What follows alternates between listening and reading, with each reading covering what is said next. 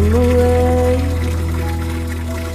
I got the sun rays in my face and space beside me in my bed. I get dressed in the same clothes as yesterday. I'm upset 'cause every day's the same. When you try so hard to stay above the surface, and all the crowds can recognize yourself, and you fight so hard to stay above the surface, and all the crowds can't even find the strength. Don't give up now, don't give up. Find a way to stay above the surface.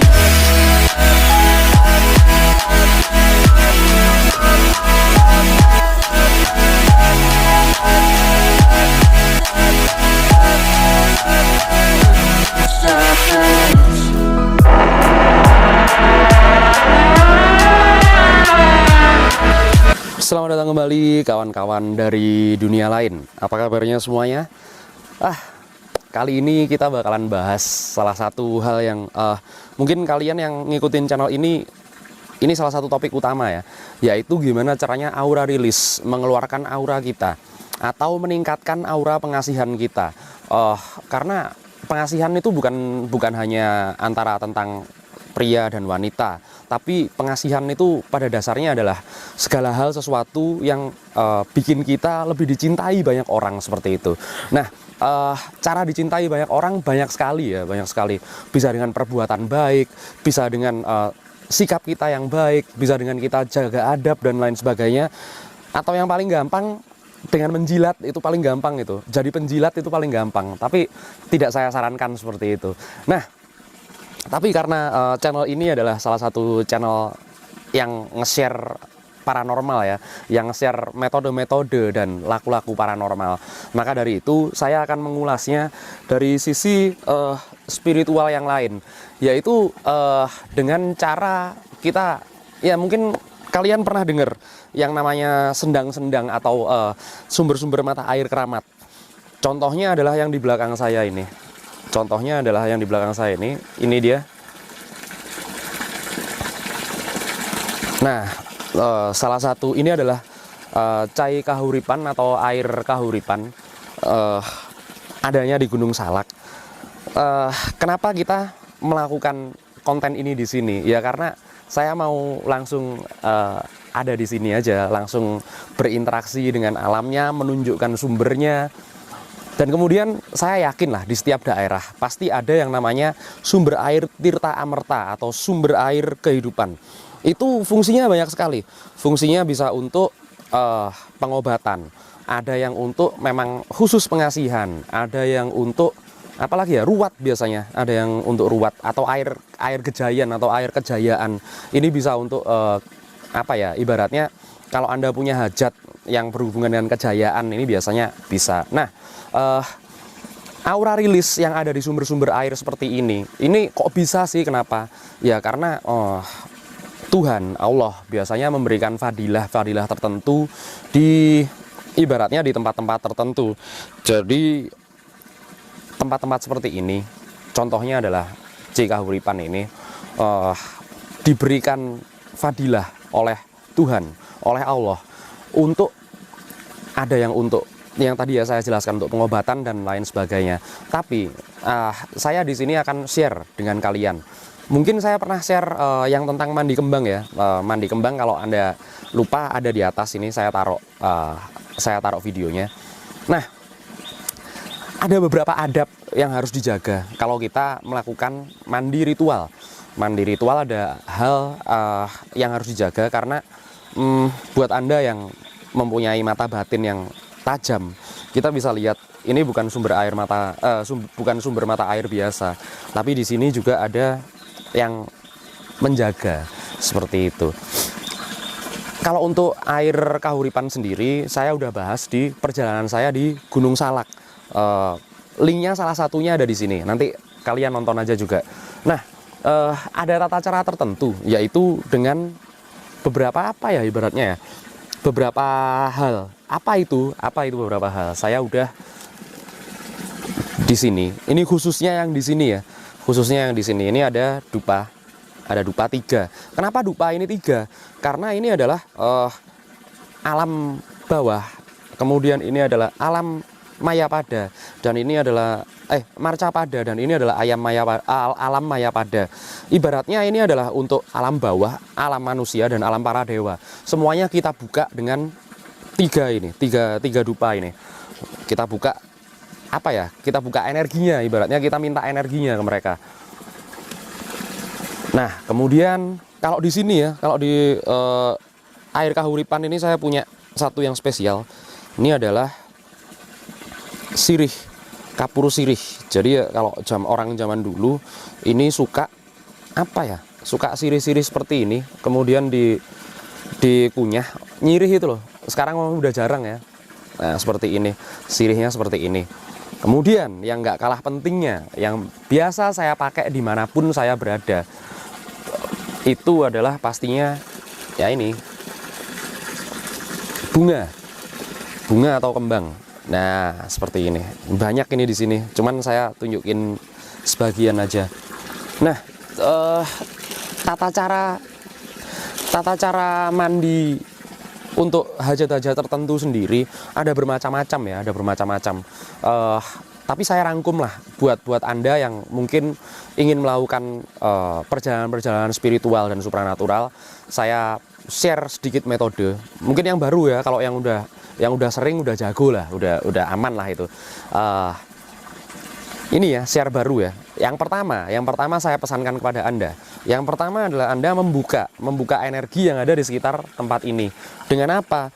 Bisa dengan tawasulan ya, kirim Al-Fatihah atau kirim doa kepada para penghuni tempat ini.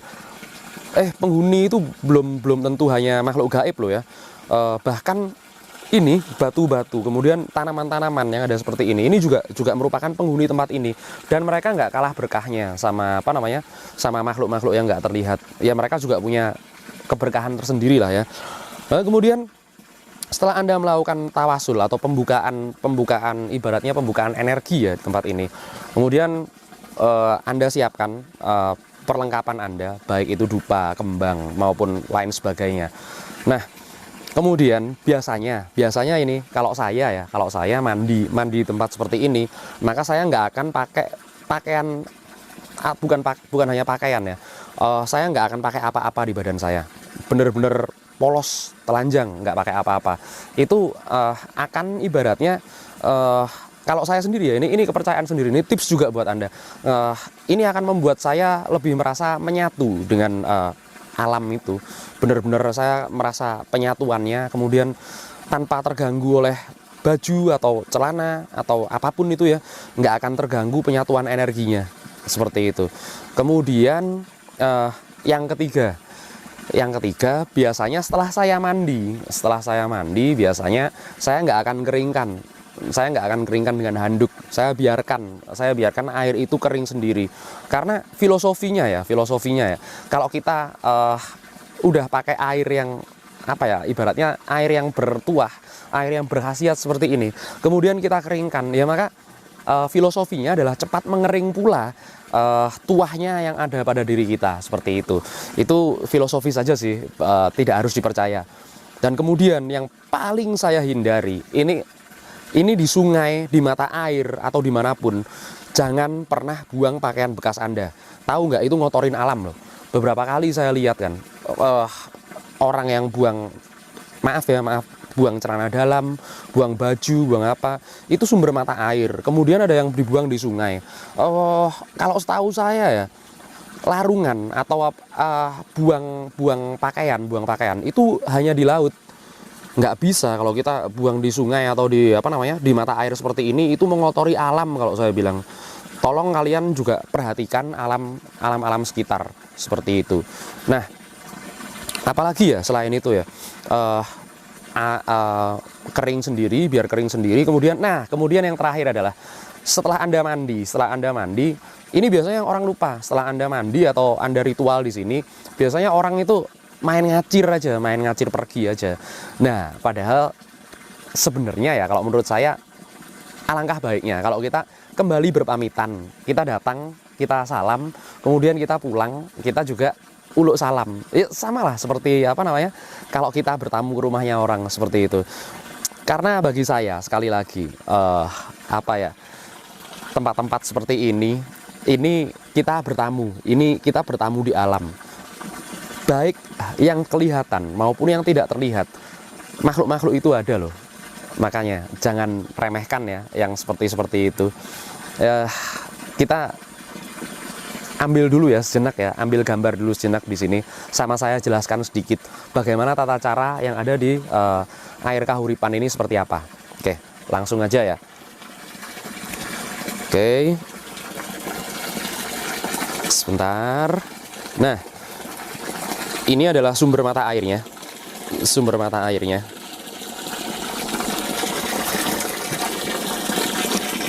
Seperti ini. Nah, biasanya kalau kita mandi di sini, saya duduk di sini nih.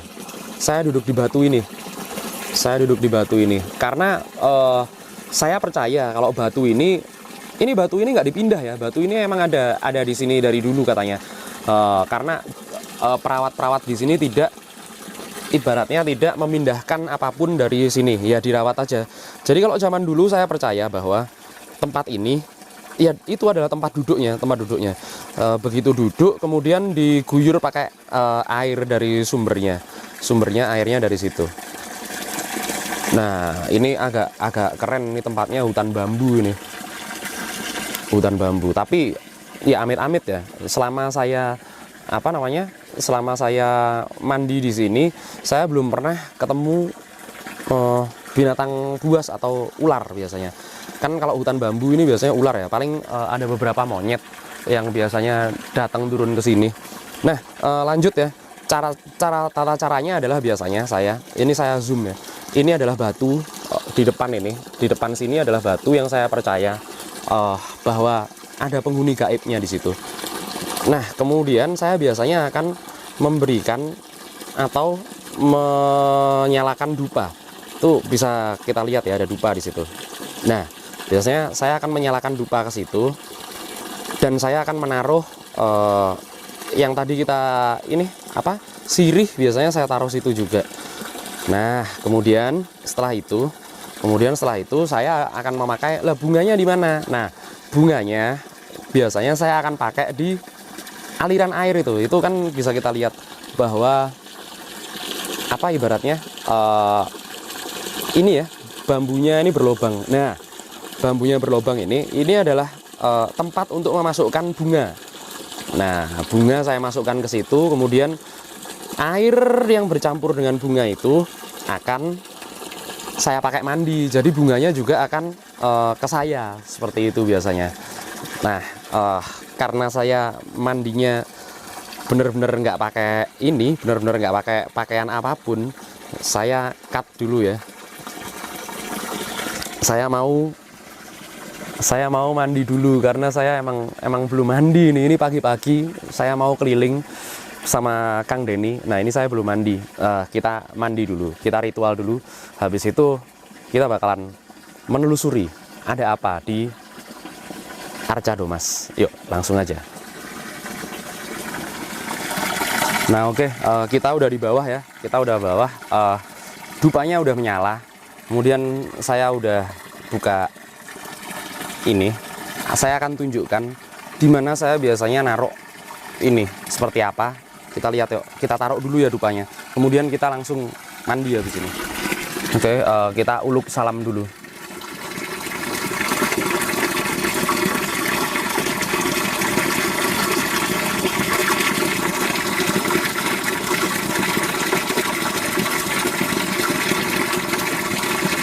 Ya.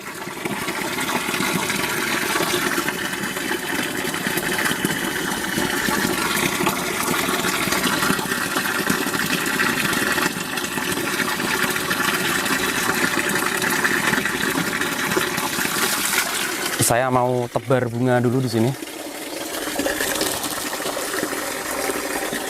Sini ya, dikit aja.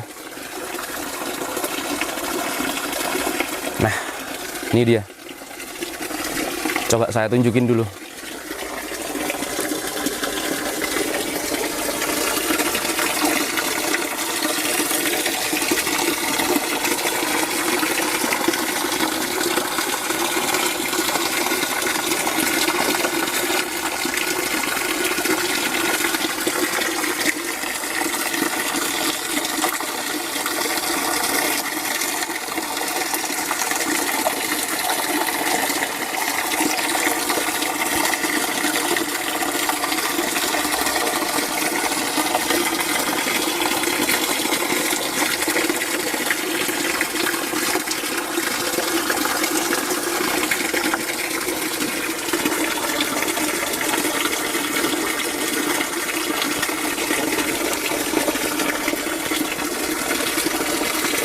Nah oke, itu tadi ya, saya mandi dulu, saya ritual dulu beneran, saya matiin dulu ya kameranya ya, karena oke maaf tempatnya agak sempit. Jadi itu tadi ya, kita udah melakukan ritualnya, saya nggak ngeringin badan juga, nanti biar kering sendiri. Kemudian tadi ya, jangan lupa diminum. Nah, kenapa sih kita melakukan ritual-ritual untuk melakukan aura rilis ini di tempat-tempat seperti ini? Ya karena tempat-tempat seperti ini memang bisa mengecas energi kita seketika. Adakah jangka waktunya? Itu Anda yang bisa maintain sendiri. Anda yang merasa kurang atau Anda merasa mungkin saatnya kita ritual lagi. Karena apa? Kalau kita merawat badan, ini kita pakainya makanan, kemudian kayak sabun mahal, sampo mahal, parfum segala macam. Itu kalau Anda merawat badan. Tapi kalau Anda merawat soul, merawat jiwa Anda sendiri, ya seperti ini memang tempatnya, karena mau nggak mau banyak agama yang memang mengajarkan kita fadilah-fadilah tertentu dari, contohnya adalah alam, contohnya adalah air, contohnya adalah menyepi tempat-tempat tertentu. Itu memang ada di ajaran agama sih sebenarnya, tapi saya nggak mau terlalu dalam ke situ karena saya bukan ustadz. Ya udah, sampai di sini dulu ya episode aura rilis memakai sumber mata air seperti itu. Saksikan video-video selengkapnya perjalanan saya di Arca Domas, kaki Gunung Salak ini. Sampai jumpa lagi kawan-kawan dari dunia lain. I'm awake, I got the sunrise in my face, empty space.